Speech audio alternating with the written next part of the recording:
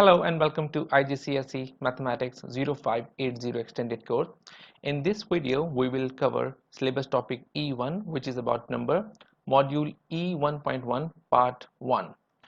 In this video, we will talk about integer, prime numbers, multiples, factors, square numbers, and cube number. So let's start our discussion with integer. Integer is a whole number.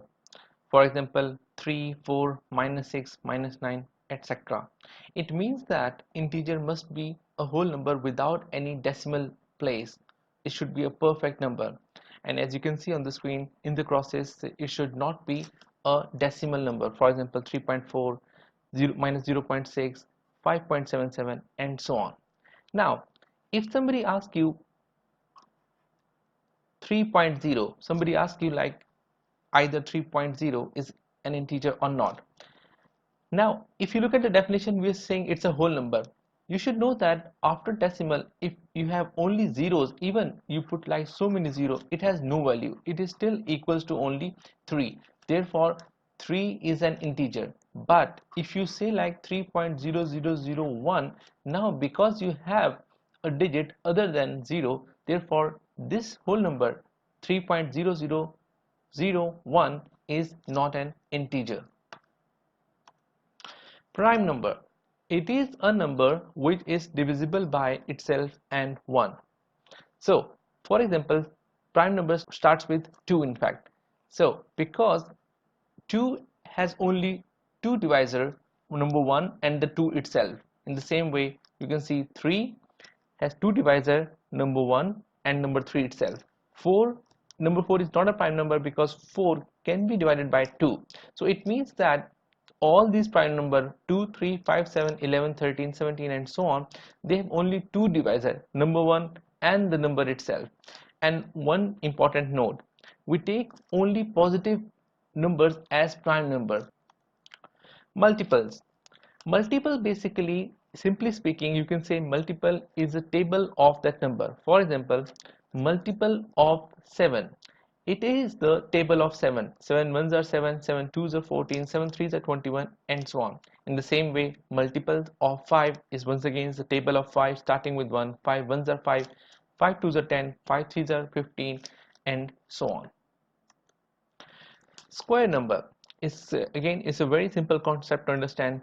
For example, 9 is a square number because you can split 9 into two same digits, makes 3 and 3.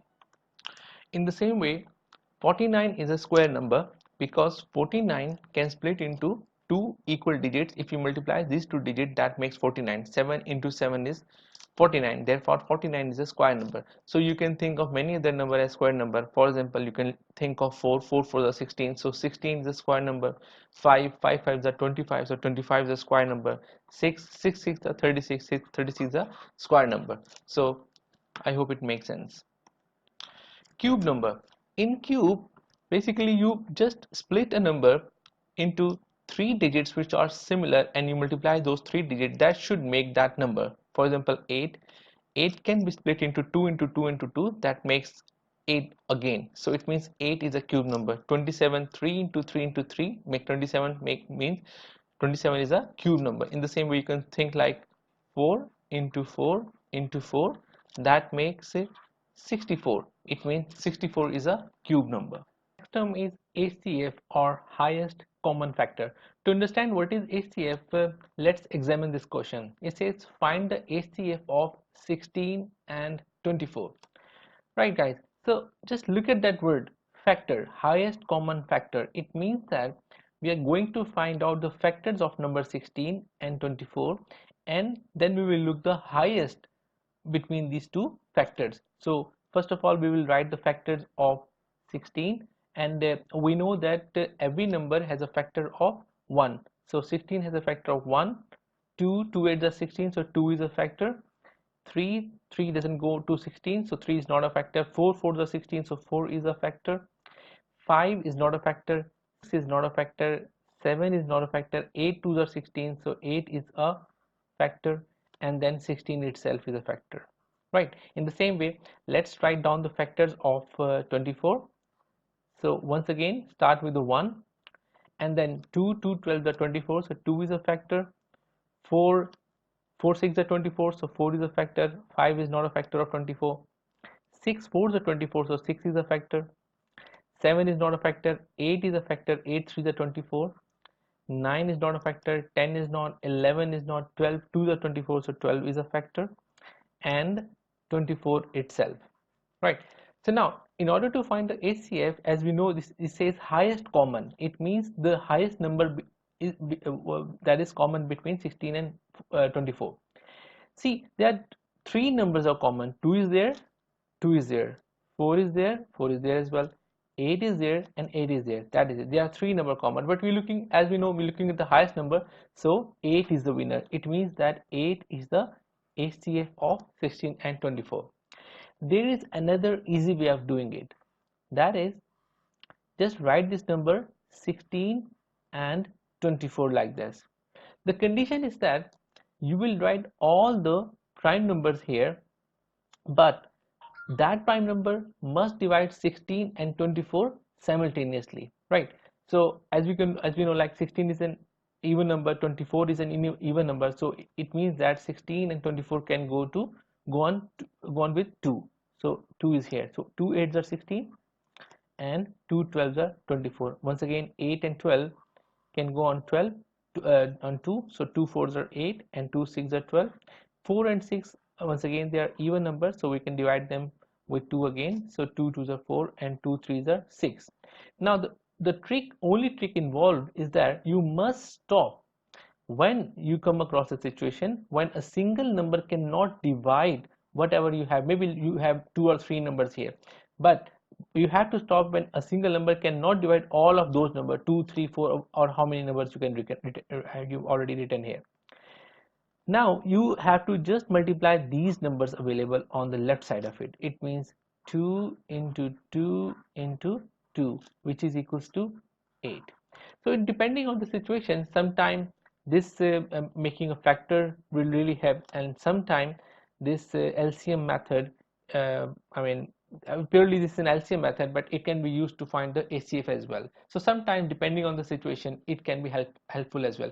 I mean, this method might be a little bit hard when you come across a bigger number like 60, 70, 100 or something, because at that point it will be difficult for you to write the factors of such a big number.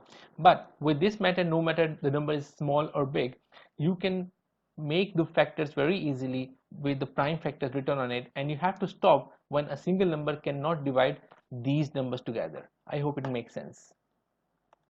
So the next topic is least common multiple, or LCM. As we have seen, in case of HCF, we find out the factors and we look for the highest common. In here, we will write the multiples first, then we look for the least common. So in this question, it says find the LCM of 8 and 12. So first, we will write down the multiples of 8 and 12. So starting with the 8, as we know, the multiple meaning is, as we already discussed, the multiple meaning is the table of that number, right? So it is 8 ones are 8, this is the first multiple. 8 twos are 16, second multiple. 8 threes are 24, and 8 fours are 32, 8 fives are 40, and 8 six are 48, and so on. You can write like 5 or 6 multiples in the beginning. I think that will do. Right, so next is 12. So let's write the multiples of 12. It's a table of 12. So 12 ones are 12, 12 twos are 24, 12 threes are 36, 12 fours are 48, 12 fives are 60, and so on, right? So guys, just have a look at this word. It says least common. Least common means we'll look for the smallest common number, common multiple, common between the multiples of 8 and 12. So let's compare. 8 is there, but 8 is not there. 16 is there, but 16 is not there. 24 is there, and 24 is there as well. It means this is the smallest or the least common multiple between the multiples of 8 and 12. So the LCM is 24.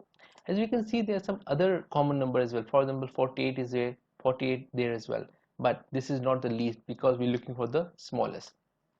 There is another way of solving it out. That is, if you write 8 and 12 like this and try to divide with a number that can divide these 2 or 3 numbers simultaneously, and try to divide with the prime factors. So as we know, 8 and 12 are the even numbers, so it can be divided with the 2. So 2 fours are 8, 2 6 are 12. Then again 2 twos are 4, 2 threes are 6. You must have to stop it here because there is no point dividing it further, because a single number cannot divide 2 and 3 simultaneously, right? So in case of LCM, what you do, you multiply all of these numbers, this 2, this 2, this 2 and this 3. So it means that 2 into 2 into 2 into 3, that makes 24 as well, right? I think this is more efficient way of doing it. Once again, the reason is similar. If you have a bigger number, it will be really hard for you to write the table of that number, while in this case it is very easy. No matter bigger or smaller, you can make factorize it using the prime factor, right? So quickly, let's suppose if you want to find out the HCF of 8 and 12, right? So what are you going to do? Let's suppose you're asked to find the HCF of the same number 8 and 12. So use by using this method, you have to stop of course here, and instead of multiply everything as we already discussed, you just multiply these two numbers. So the HCF will be 2 into 2, that is 4. I hope it makes sense. In the next video we will be doing exercise 5 of chapter number 1. So see you there.